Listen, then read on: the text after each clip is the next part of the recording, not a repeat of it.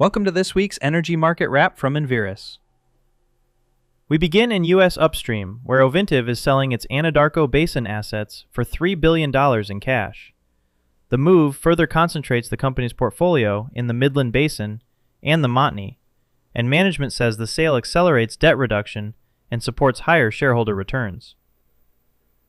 SM Energy is also reshaping its footprint, selling about 40% of its Eagle Ford position to Caturus for $950 million. The deal helps SM complete its $1 billion divestiture target while giving Caturus a decade of drilling runway and a larger position in South Texas. Meanwhile, Comstock Resources is increasing activity as natural gas prices improve.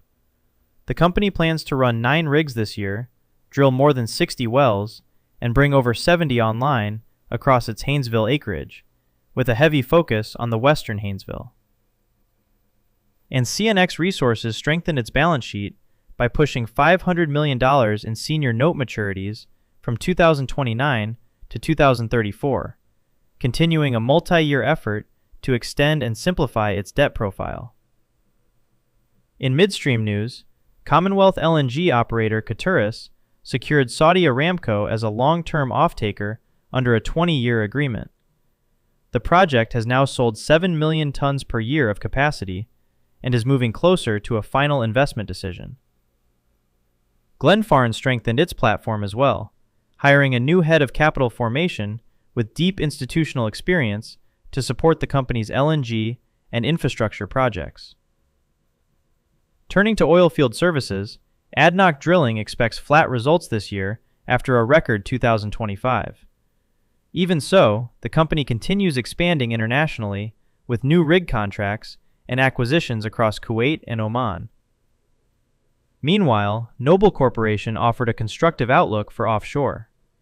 While soft crude prices leave some white space this year, operators continue securing multi-year deepwater campaigns, and Noble now has a larger backlog for 2027 than for 2026. Moving to international upstream, Eni confirmed the scale of its Callao complex offshore Côte d'Ivoire with another successful probe that encountered high-quality reservoir sands. The new result adds momentum to one of West Africa's most significant recent discoveries. Azule Energy also delivered a notable result offshore Angola. Its Algaida well encountered multiple oil-bearing intervals with early estimates of up to 500 million barrels of oil in place, supported by nearby floating production capacity.